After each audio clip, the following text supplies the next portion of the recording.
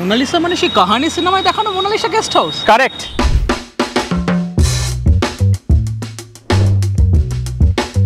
এর সঙ্গে যেটা চলে সেটা হচ্ছে এটা গরমা গরম চা।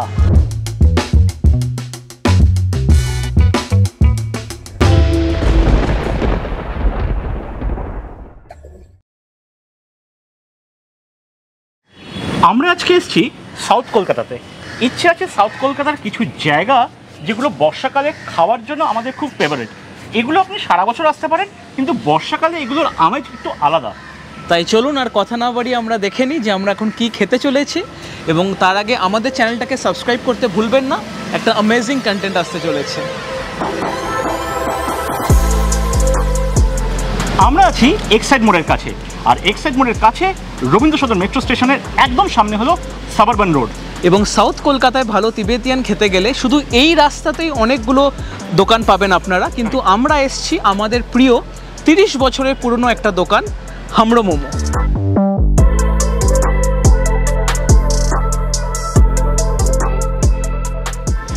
বৃষ্টি ভেজা মেঘলা দিন আর ঝিরঝির করে বৃষ্টি পড়ছে, একদম পারফেক্ট দিন এখানকার খাবার এনজয় করার। 1988 সালে একটা ছোট্ট ঘর থেকে হামড়ো মোমো শুরু হয়, আর 1991 সালে আমাদের এই পেছনের দোকানটা খোলা হয়।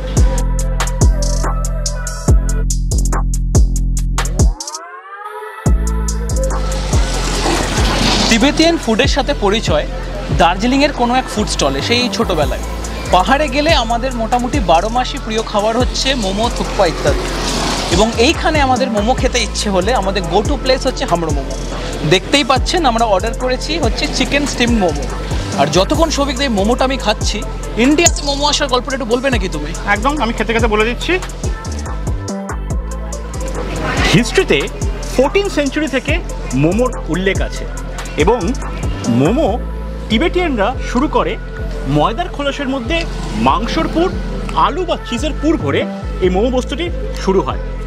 নেপালের নেওয়ার সম্প্রদায়ের কিছু ব্যবসায়ীরা বা লোকেরা যখন সিল্ক রুট দিয়ে ব্যবসা করতো, তখন এই মোমোটাকে নিজের মতো করে অ্যাডাপ্ট করে নেয়।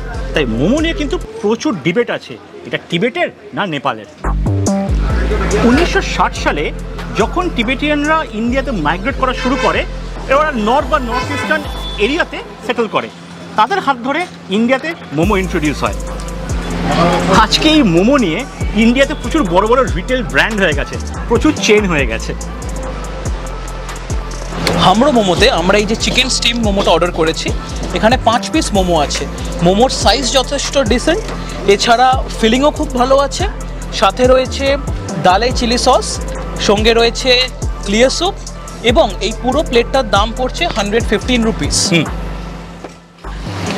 এখানে স্টিম মোমো ছাড়া পাবেন প্যান ফ্রাইড মোমো বা ফ্রাইড মোমো, 10-20 টাকা বেশি পড়বে সেগুলো, কিন্তু মোমো খেতে আসলে এখানকার ক্লিয়ার স্যুপটা কিছুতেই মিস করবেন না।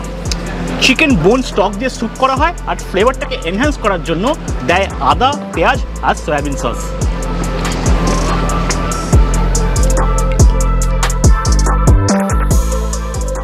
যদি চিকেন ক্লিয়ার স্যুপে মন না ভরে, তাহলে এখানে অর্ডার করতে পারেন চিকেন থুকপা। চিকেন থুকপা নিয়ে বেশি কিছু বলার নেই, এটা হলো টিবেটিয়ান সুপি নুডল। এক বাটি থুকপাতে থাকে নুডল, স্যুপ, সবজি আর মাংস। থুকপার ফ্লেভার কিন্তু একদমই ব্ল্যান্ড হয়, স্পাইসি না, কাজে এটাকে একটু নিজের মতো কাস্টমাইজ করতে হতে পারে। আপনি একটু ডালে সস অ্যাড করতে পারেন, চিলি সস, ভিনিগার করে নিজের মতো নিজের টেস্ট অনুযায়ী নুন, গোলমরিচ দিয়ে ব্যাপারটাকে একটু নিজের মতো করে নিতে হবে। এই গোটা এক বাটি থুকপার প্রাইস পড়ছে আমাদের এখানে 130 রুপিস। আমার কাছে থুকপা হলো আয়েশি ডিশ। আয়েশি ডিশ বলছি কারণ এই ওয়েদার, গরমা গরম স্যুপ, আস্তে আস্তে চুমুক দিচ্ছি, খাচ্ছি আর প্রকৃতির শোভা নিচ্ছি। আর মোমো হলো পটাপট 2-3টে মোমো মুখে পড়ে দিলাম, মানে পট জলদি খাওয়ার। হামড়ো মোমোতে আসতে হলে আপনাদের আসতে হবে রবীন্দ্র সদন মেট্রো স্টেশন। 4 নম্বর গেট থেকে বেরিয়ে রাস্তা ক্রস করে উল্টো দিকে গলিতে ঢুকে যাবেন। নিয়ারেস্ট ল্যান্ডমার্ক শম্ভুনাথ পণ্ডিত হসপিটাল। দোকান খোলা থাকে সপ্তাহে 7 দিন, দুপুর 1টা থেকে রাত্রি 9টা অবধি। তাহলে এবার কোথায়? এবার ওই জায়গাটা যেখানে তুই সেদিনকে থাক, ও আর বলতে হবে না, আচ্ছা নিয়ে চলো। আচ্ছা। মেট্রো ধরে চলে আসলাম কালীঘাট মেট্রো স্টেশন। রাসবেরি মোড় বা কালীঘাট মেট্রো স্টেশনের একদম কাছে হলো আমার আপনার সবার খুব প্রিয় দোকান, 40 বছরের পুরনো দোকান আপনজন। রাসবেরি মোড় থেকে হাজরা যাওয়ার দিকে সদানন্দ রোডের ওপরে এই আপনজন দোকানের location, exact location Google map location ডিসক্রিপশনে দেওয়া আছে।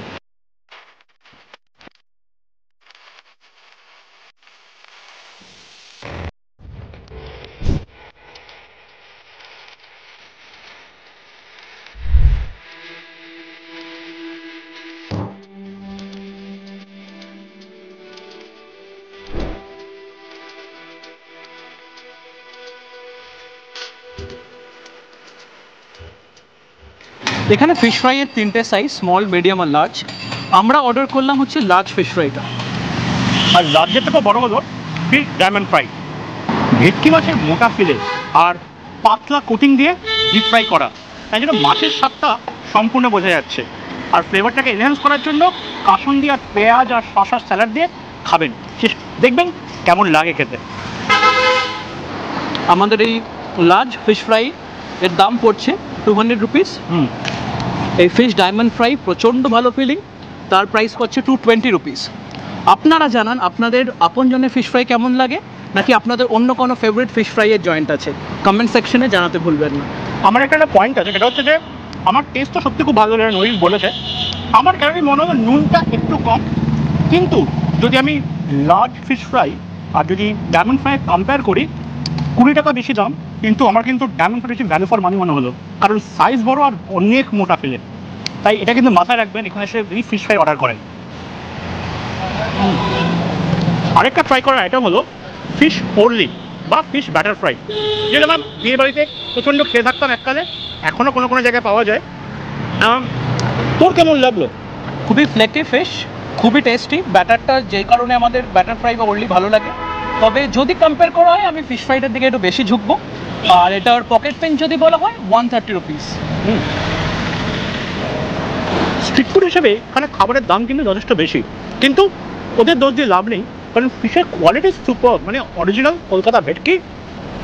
বাজারে তার দাম প্রচণ্ড বেশি আপনারা জানেন, এবং কোয়ালিটি মেনটেন করতে গিয়ে দাম বাড়ছে, কিন্তু এত ভালো কোয়ালিটির জন্য একটু দাম আমরা দিতেই পারি। দোকান খোলা সপ্তাহে 7 দিন, দুপুর 1টা থেকে রাত্রি 9টা অবধি, কিন্তু সব হট সেলিং আইটেম সন্ধ্যে 6টা-7টার মধ্যে শেষ হয়ে যায়। দোকানের মেনুটা পজ করে দেখে নেবেন কী কী আইটেম আছে।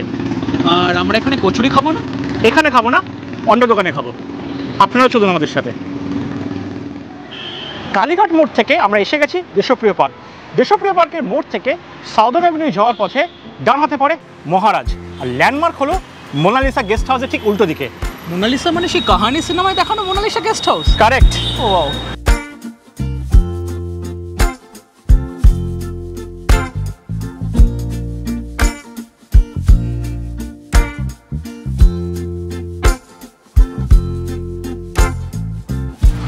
মহারাজে এসে আমরা অর্ডার করলাম 1 প্লেট হিঙের কচুরি, জিলিপি এবং গোলাপ জামুন।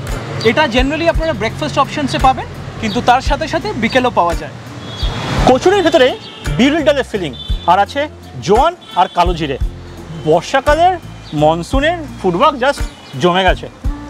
তার জিলিপি গোলাপ জামুন কেমন বললো, মানে কিরকম খেতে বলা যাবে? প্রচণ্ড ভালো, একটা হালকা কেশরের টেস্ট আছে। বাহ। গোলাপ জামুনটা একটু টেস্ট, বাট জিলিপিটা 10 আউট অফ 10। অসাধারণ। 10 আউট অফ 10 থেকে মনে পড়লো যে এখানে হচ্ছে আপনি একটা করে কচুরি অর্ডার করুন, বা একটা জলেবি অর্ডার করুন, বা আপনি গোলাপ জামুন অর্ডার করুন, সবই 10 টাকা পার পিস। কচুরির সাথে, মানে হিঙের কচুরির সাথে আছে আলুর তরকারি আর চাটনি, একটা লঙ্কার আচারও হয়, সেটা প্রচণ্ড ভালো খেতে, কিন্তু সেটা আনফর্চুনেটলি আজকে নেই। ওটা বললো সকালের দিকে নাকি বেশি পাওয়া যায়। গোলাপ জামুনটা খাচ্ছি, অত্যন্ত সফট, সাংঘাতিক গরম, মুখটা পুড়ে যাচ্ছে। এই বর্ষার ওয়েদারে এর থেকে ভালো সন্ধ্যের স্ন্যাক্স হতে পারে না। আমরা মোটামুটি এটাকে এনজয় করি আপাতত। ততক্ষণে আপনারা জানাতে পারেন যে আপনাদের বিকেলবেলা এই বর্ষাকালে স্ন্যাক্স অপশন হিসেবে কোনটা সব থেকে বেশি প্রিয়। খুব ভালো কথা, কিন্তু এর সঙ্গে যেটা চলে সেটা হচ্ছে এটা গরমা গরম চা। আসছে এক্ষুনি চা নিয়ে।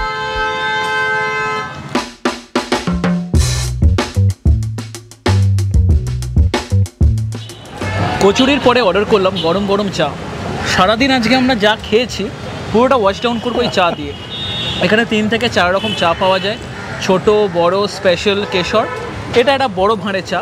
আপনাদেরকে মেনুটা একবার দেখিয়ে দেওয়া হবে, আপনারা পজ করে একবার দেখে নিতে পারেন যে কীরকম কী প্রাইস আছে। মোটামুটি 10 থেকে 50-এর মধ্যে ভ্যারি করছে। হ্যাঁ, মানে 4 রকমের চা 10 থেকে 50-এর মধ্যে আপনি পেয়ে যাবেন। মহারাজের পাশেই হলো মহারানী। একই ধরনের খাবার পাওয়া যায়, একই মেনু, একই দাম। এবার আপনাদের ওপর ডিপেন্ড করছে আপনি মহারাজা খাবেন না মহারানীতে খাবেন। আপনাদের কোনটা ভালো লাগে সেটা কমেন্ট সেকশনে জানাতে ভুলবেন না। এতক্ষণ আমাদের সাথে আছেন মানে আমাদের কন্টেন্ট আপনাদের ভালো লেগেছে। মনসুন স্ট্রিট ফুড এপিসোড আশা করি জমে গেছে। এরকম আরও ইন্টারেস্টিং কন্টেন্ট নিয়ে আপনাদের সামনে খুব তাড়াতাড়ি হাজির হব। তার আগে আমাদের চ্যানেলটাকে সাবস্ক্রাইব করে নেবেন, লাইক এবং শেয়ার করতে ভুলবেন না। আর যাই ফিডব্যাক থাকুক ভালো বা মন্দ অবশ্যই আমাদের কমেন্ট সেকশনে জানাবেন। দেখা হচ্ছে পরের এপিসোডে। ততদিন ভালো থাকবেন, সুস্থ থাকবেন। টাটা।